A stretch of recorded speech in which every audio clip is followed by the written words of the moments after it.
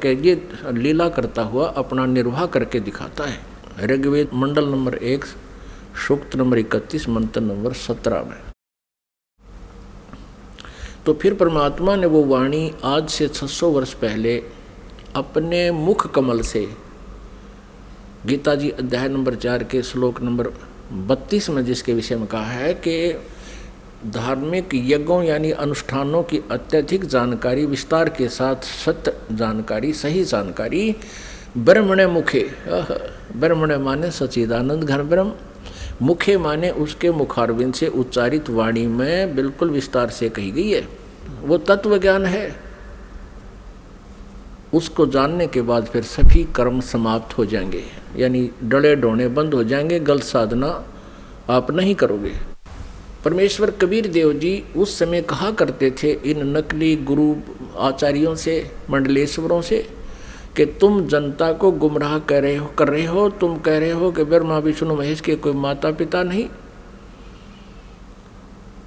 परमात्मा कहा करते इनके माता पिता हैं, ये जन्मते मरते हैं, इनकी मृत्यु होती है, जन्म होता है, ये अविनाशी नहीं है, ये कंप्लीट गॉड नहीं है। तो इस बात का बहुत विरोध हुआ था परमेश्वर का। उन झूठे आचार्यों ने, उन नकली गुरुओं ने कबीर परमेश्वर के बारे में बहुत गलत धारणाएं पैदा कर दी कि ये झूठा है, अशिक्षित है, इसने वेदों गीता को पढ़ा नहीं, पुराणों को पढ़ा नहीं, क्योंकि ये संस्कृत नहीं जानता। अशिक्षित व्यक्ति है, ये क्या जाने वेदों और गीता और पुराणों के बारे में, ये झूठ बोल रहा है, इसकी मत मानना, मत सुनना। उस समय तो हम धोखा खा गए जनता वाले, क्योंकि हमारे आचार्य जो हैं, जो गुरु लोग थे, ब्राह्मण ऋषि थे, वो संस्कृत भाषा जानते थे। तो हमने ये सोचा कि ये सभी सदग्रंथ संस्कृत भाषा में विद्यमान हैं, लिखे हैं, तो कबीर जी संस्कृत नहीं जानते, क्योंकि ये किसी ब्राह्मण के पास पढ़े नहीं, इसलिए कबीर जी झूठ बोल रहे होंगे। ये हमारे गुरु, ये आचार्य, ये सत्य कह रहे हैं, इसलिए परमेश्वर के उस ज्ञान को हमने स्वीकारा नहीं, और उसी का खामियाना आज तक भुगत रहे हैं। हम भक्ति भी कर रहे हैं लेकिन शास्त्र विरुद्ध कर रहे हैं। हमें ज्ञान भी प्राप्त है, वो परमात्मा का ज्ञान नहीं है। आज से 600 वर्ष पहले परमात्मा ने अपने सच्चिदानंद घन ब्रह्म की वाणी में क्या बोला था, क्या बताया था। जैसे ऋग्वेद मंडल नंबर 9 सूक्त नंबर 86 मंत्र 26 और 27 में, ऋग्वेद मंडल नंबर 9 सूक्त नंबर 82 मंत्र 1, 2, 3 में, ऋग्वेद मंडल नंबर 9 सूक्त नंबर 20 मंत्र 1 में, ऋग्वेद मंडल नंबर 9 सूक्त नंबर 96 के मंत्र नंबर 16 से 21 तक, उसमें कहा कि परमात्मा सतलोक से चलकर आता है। ऋग्वेद मंडल नंबर 9 सूक्त नंबर 1 मंत्र नंबर 8 और 9 में स्पष्ट किया है परमात्मा कि वो शिशु रूप धारण करता है, और जब वो शिशु रूप में आता है परमात्मा, तो उसकी परवरिश की लीला कंवारी गायों से होती है, और वो परमात्मा तत्व ज्ञान, यथार्थ ज्ञान को बताने के लिए अपनी प्यारी आत्माओं को मिलता है, श्रेष्ठ वर्णीय आत्माओं को, श्रेष्ठ आत्माओं को मिलता है, उनको फिर तत्व ज्ञान से परिपूर्ण करता है।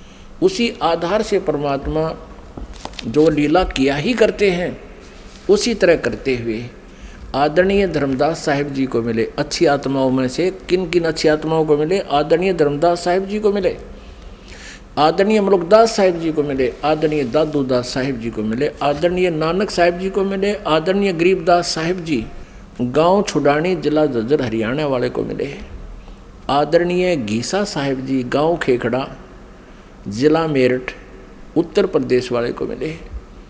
तो वो परमात्मा के गुणों में लिखा है कि वो ऐसा करते हैं, वेद भी गवाही दे रहे हैं। उसी आधार से परमात्मा धर्मदास साहिब जी को मिले थे, जो बांधवगढ़ के रहने वाले थे, मथुरा में गए हुए थे भगवान की खोज में। वहाँ परमात्मा ने कहा था इन तीर्थों पर भगवान नहीं है, भगवान आपके सदग्रंथों में लिखी हुई विधि से प्राप्त होगा। और धर्मदास जी आप यहाँ कह रहे हो कि भगवान यहाँ घूमा करते थे श्री कृष्ण जी, फिर अब तो नहीं है वो, या तो घूमा करते थे उस समय आते तुम, अब वो है ही नहीं, अब क्या ढूंढने आते हो? आपके सदग्रंथों में लिखे हैं, उन सदग्रंथों से ढूंढो। क्या बताया भगवान ने? धर्मदास ये जग बोरा न, कोई न जाने पद निर्वाण। यही कारण मैं कथा पसारा, जग से कहिए वो राम नियारा। परमेश्वर कबीर देव जी ने ये सृष्टि रचना धर्मदास जी को सुनाई थी, आदरणीय धर्मदास साहब जी को। परम पूज्य परमेश्वर कबीर जी ने जो कथा दास ने आपको सुनाई, यही कथा आदरणीय धर्मदास साहब जी को सुना रखी थी, उसमें से दास ने आपको सुनाया। अब ये उनकी सच्चिदानंद घन ब्रह्म की वाणी में लिपिबद्ध है, कबीर सागर में लिखा है, उससे पढ़कर सुना रहा हूँ आपको।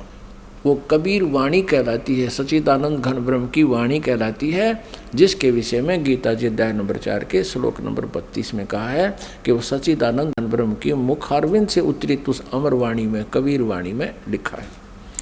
धर्मदास ये जग बोरा न, कोई न जान पद निर्वाणा। यही कारण मैं कथा पसारा, जग से कहिए वो राम निहारा। यही ज्ञान जग जीव सुनावो, सब जीवों का भरम नसावो। अब मैं तुमसे कहूँ चिताई, त्रिदेवन की उत्पत्ति भाई। इन तीनों देवताओं की उत्पत्ति मैं तुम्हें बताता हूँ, परमेश्वर कहते हैं कबीर जी। परम पूज्य कबीर परमेश्वर जी क्या बता रहे हैं कि अब मैं तुझे तुम्हारे तीनों देवताओं की उत्पत्ति बताता हूँ। पुण्यात्माओं, 600 वर्ष पहले परमात्मा ने ये ज्ञान अपनी सच्चिदानंद घन ब्रह्म की वाणी में लिखा, बोला, वो लिखा गया। और यही अब आपको रूबरू कराएंगे पुराणों में और वेदों में, गीता जी में।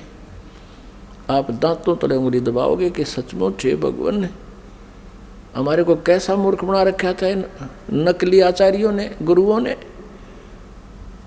हमें हमारे सिलेबस से भी परिचित नहीं कराया इन अध्यात्मिक गुरुओं ने। हमारा सिलेबस है, हमारे सदग्रंथ है, इनके विरुद्ध जो ज्ञान सुना जाता है वो शास्त्र सिलेबस के विरुद्ध है, शास्त्र विरुद्ध है। अब मैं तुमसे कहूँ चिताई, त्रिदेवन की उत्पत्ति भाई। कुछ संक्षेप कहूँ गौराई, सब संशय तुमरे मिट जाई। कहते थोड़े से समय में संक्षेप में बताऊंगा, उससे में सारे संशय दूर हो जाएंगे। ज्ञानी सुने सो हृदय लगाई, मूर्ख सुने तो गम ना पाई। इस ज्ञान को जो बुद्धिमान व्यक्ति सुनेंगे, इस कथा को, तो हृदय से लगाएंगे कि सचमुच सही है। और प्रमाण देखेंगे अपने सदग्रंथों में, पुराणों में और वेदों और गीता जी में। बुद्धिमान तो हृदय से लगाएगा कि सचमुच यही बात है, हमें पता नहीं लगा। और मूर्ख सुने तो गम नहीं पाई, माने वो नहीं समझ सकेगा, वो तो अनाड़ी आदमी है। प्रमाण देखकर भी नहीं मानना, तो अनाड़ी व्यक्ति है। ज्ञानी सुने सो हृदय लगाई, मूर्ख सुने तो गम ना पाई। अब मैं तो बताने जा रहा हूं उसके बारे में, समझदार तो समझेंगे क्या। माँ अष्टंगी पिता निरंजन, ये जमदारुण वंशन अंजन।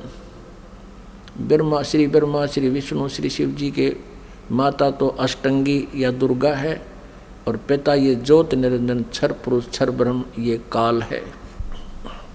माँ अष्टंगी पिता निरंजन, ये जमदारुण वंशन अंजन। पहले कीन निरंजन राई, पीछे से माया उपजाई। पहले तो कहते हैं ज्योत निरंजन क्षर ब्रह्म का अंडे से जन्म हुआ, उत्पत्ति हुई परमात्मा से ही, और पीछे से दुर्गा की उत्पत्ति की परमेश्वर ने ही, परम अक्षर ब्रह्म ने, सतपुरुष कबीर साहब ने। तो फिर क्या बताते हैं, पहले कीन निरंजन राई, पीछे से माया उपजाई। माया दुर्गा को कहते हैं। माया रूप देख अति शोभा, देव निरंजन तन मन लोभा। दुर्गा के सुंदर रूप को देखकर इसके अंदर विषय वासना प्रभावित होगी, प्रबल होगी। कामदेव धर्मराय सताए, देवी को तुरंत धर खाए। क्या बताते हैं कि इस काल के अंदर उत्तेजना उत्पन्न होगी और दुर्गा इसके मुंह में चली गई। इसने बुरी तरह अभद्र तरीके से आलिंगनबद्ध करने के लिए हाथ फैला रखे थे और किस करने के लिए मुंह पाड़ रखा था पागल की तरह। दुर्गा इसके मुंह से चली गई अंदर पेट में। पेट से देवी करी पुकारा, हे साहब मेरा करो उभारा। टेर सुनी तब हम ता आए, अष्टंगी का बंध छुड़वाए। परमात्मा कहते धर्मदास जी, फिर मैं वहाँ गा दुर्गा के पास, जो पेट में थी उसके बाहर निकाला मैंने इसको। सतलोक में कीन्या दुराचारी, काल निरंजन दीन्या नकारी, माया समेत दिया भगाई, 16 शंख कोस दूरी पर आई। अष्टंगी और ये काल अब दोई, मंद कर्म से गए बिगोई। धर्मराय को हिकमत कीन्या, नख रेखा से भग कर लीना। इस काल को धर्मराय भी कहते हैं। इसने कसम खाई थी, प्रतिज्ञा की थी भगवान के सामने। परमात्मा ने कहा था तू इन आत्माओं ने दुखी करेगा। ये बोला नहीं जी, जो जिसे कर्म करेगा उसे फल दूंगा, मैं कति धर्म का राज करूंगा, इसलिए धर्मराज कहलाया। लेकिन यहाँ कहलाता धर्मराज है, करता सारा न्याय है। धर्मराज मीन न्यायाधीश। अब ये काल वैसे तो न्यायाधीश कहलाता है और करता सारे न्याय। तो परमात्मा कहते निरंजन धन तेरा दरबार, जहाँ तनिक नहीं न्याय विचार। अब क्या बताते हैं, धर्मराय को हिकमत की ना, नख रेखा से भग कर लीना। कहते दुर्गा के प्रजनन इंद्री इसने अपनी सिद्धि शक्ति से बना ली। ज्योत निरंजन किन्ने भोग बिलासा, माया को रही तब आशा। दुर्गा प्रेग्नेंट होगी। 3 पुत्र अष्टंगी जाए, ब्रह्मा विष्णु शिव नाम धराए।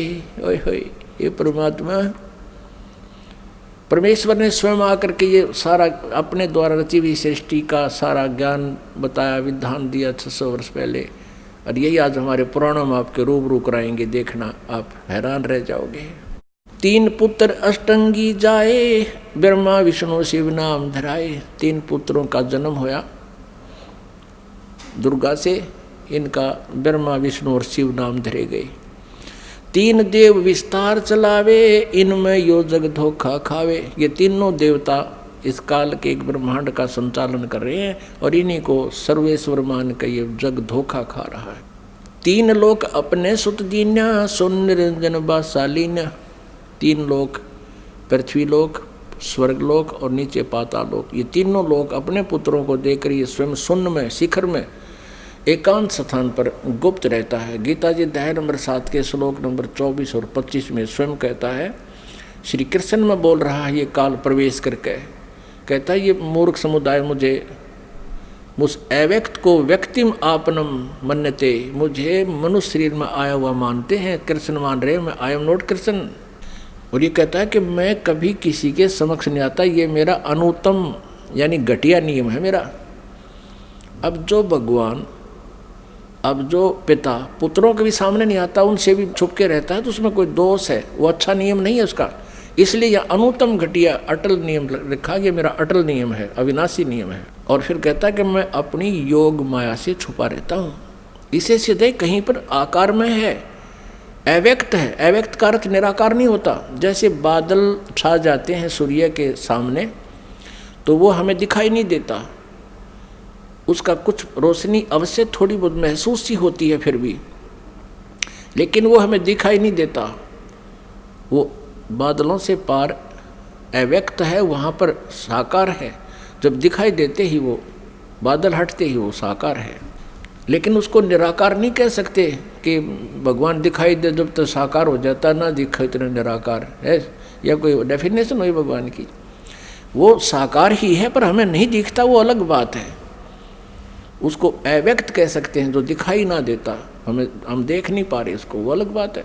लेकिन परमात्मा साकार है। निराकार और साकार की परिभाषा अलग अलग होती है। निराकार जो कभी ना दिखाई दे, जिसका कोई आकार है नहीं है, और साकार जो सह शरीर है, उसका कोई आकार है, उसको साकार कहते। जिन अज्ञानियों को ज्ञान नहीं, उन्होंने परमात्मा की परिभाषा बदल डाली अपने ज्ञान सोच के आधार पर, तो वो तत्व ज्ञानहीन प्राणी है। ये खुद भी कहता मैं छुपा रहता हूँ, कभी किसी के सामने नहीं आता। यही परमेश्वर की सच्चिदानंद घन ब्रह्म की वाणी बता रही है, कबीर वाणी, कि ये ज्योत निरंजन सुन ठिकाना, यानी ऊपर 21वें ब्रह्मांड के ऊपरले स्थान पर रहता है। और ब्रह्मा विष्णु शिव भेद न जाने, ब्रह्मा विष्णु महेश को भी नहीं पता वो कहाँ है, कौन है, कैसा है। 3 लोक अपने सुत दीना, सोन निरंजन बासालीना। 3 देव सो उसको ध्यावे, निरंजन का वो पार न पावे। ये तीनों देवता समाधि लगाते फिर भी चेष्टा करते हैं, क्योंकि आत्मा नहीं रुक सकती भगवान बिना। कभी कभी ये फिर भी तपस्या करने की चेष्टा करते हैं थोड़ी बहुत वर्षों तक। लेकिन उसका भेद नहीं पाए, और पहले ही उन्होंने ट्राई करके देख लिया, इन्होंने परमात्मा नहीं मिले। इसलिए दुर्गा ने उन्हें बता दिया कि वो निराकार है, तो इन्होंने स्वीकार कर लिया कि वो निराकार है। और इन्होंने भी ट्राई करके देख लिया, नहीं मिला, तो सब ने उसकी डेफिनेशन बदल ली अपनी सोच के आधार से कि परमात्मा निराकार है, क्यों दिखाई नहीं दे रहा उनको। उनकी वे ऑफ वर्शिप परमात्मा देखने वाली नहीं थी। वेदों में जो वर्णन है परमात्मा का, ओम नाम और आदि जो साधन है, ये परमात्मा को पाने के नहीं है, क्योंकि गीता जी अध्याय नंबर 11 के श्लोक नंबर 47 और 48 में ये श्रीमद् भगवद गीता जी का ज्ञान ये काल ही दे रहा है श्री कृष्ण में प्रवेश करके, और ये कहता है कि अर्जुन वास्तविक रूप मेरा ये है, विराट रूप दिखाया, और मेरे दर्शन, मेरी प्राप्ति, मेरा ये रूप है, और इस रूप में मैं कभी किसी को दर्शन नहीं देता, इसने प्रतिज्ञा कर रखी है। और ये कहता है कि अर्जुन तेरे से पहले मेरे इस रूप को जो तूने आज देखा, पहले किसी ने नहीं देखा इस विराट रूप को। अब श्री कृष्ण गीता जी बोल रहे होते तो ये नहीं कहते कि मेरा ये विराट रूप, असली रूप ये है, ये काल रूप है, इसको किसी ने पहले नहीं देखा, क्योंकि श्री कृष्ण जी तो कौरवों की सभा में पहले अपना विराट रूप दिखा चुके थे, तो ये शब्द नहीं कहते जो श्रीमद् भगवद गीता अध्याय नंबर 11 के श्लोक 47 में कहा और 48 में कहा कि इस मेरी प्राप्ति यानी मेरे रूप के दर्शन यानी भगवान प्राप्ति, ब्रह्म प्राप्ति, ब्रह्म का ये रूप है, ये काल है। कहता ना वेदों वर्णित विधि से, ना किसी जप से, ना तप से, ना किसी क्रिया से कोई भी प्राप्ति नहीं कर सकता।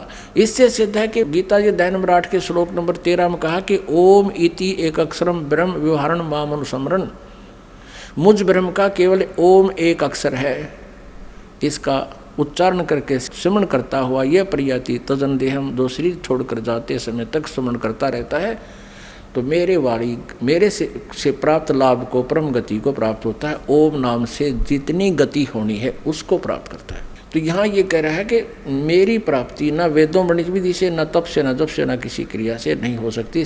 11वें अध्याय के 47-48। तो इससे सिद्ध हो गया कि उस ज्योत निरंजन का किसी ने दर्शन नहीं हुए और उसको कह दिया कि वो निराकार है। कहते खोजत खोजत था किया, अंत कहा बेचून, ढूंढते ढूंढते थक गया, कह दिया भगवान निराकार है, जबकि वो साकार है। वेद साकार बताओ, पुराण साकार बतावे, कुरान साकार बतावे और बाइबल साकार बतावे, और किसी भी धर्म के किसी भी भगत से पूछ लीजिए, सभी कहें भगवान निराकार है। अब आगे वाले समय में आपको पूरी डिटेल दिखाएंगे, प्रत्येक शास्त्र में प्रमाण देंगे, इस परमात्मा के द्वारा बताई गई सृष्टि रचना प्रमाणित करेंगे अपने ही सदग्रंथों में, तब आपका विश्वास होगा। बोलो सतगुरुदेव की जय।